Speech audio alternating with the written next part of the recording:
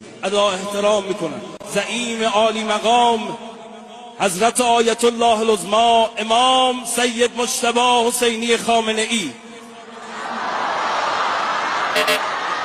سلام علیکم. ساعتی قبل از اینکه اقامه نماز بخواد باشه، یکی از بچهای صدا و سیما گفت حاجی بیا یه سری هم به بچهای ما بزن رو پشت بوم. 20 روزه که اینا اونجا زیر آفتاب و گرما و سرما. گفتم بریم. رفتیم بالا رو پشت بوم. ایشون گفت که از این بالا نگاه کنی پایین یاد مسجد الحرام میافتی. رفتیم به اون جایی که در تصاویر وایرال شده این ور اونور، رسیدیم از اون بالا نگاه کردیم، دیدم یه مجموعه ای از دختر بچه‌ها دور هم، از همه زودتر اونا چشمشون به من افتاد.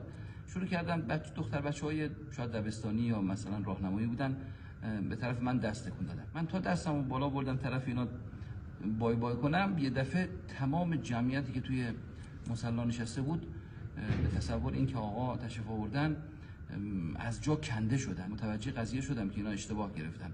آرزو میکنیم که انشالله ما هرچه زودتر این مردم مشتاق چشمشون به جمال قاصد مجتبی روشن بشه و آقا رو انشالله زیارت بکنن، همه ما زیارت کنیم و دلمون گرم بشه و خوشحال بشیم از سلامت ایشون.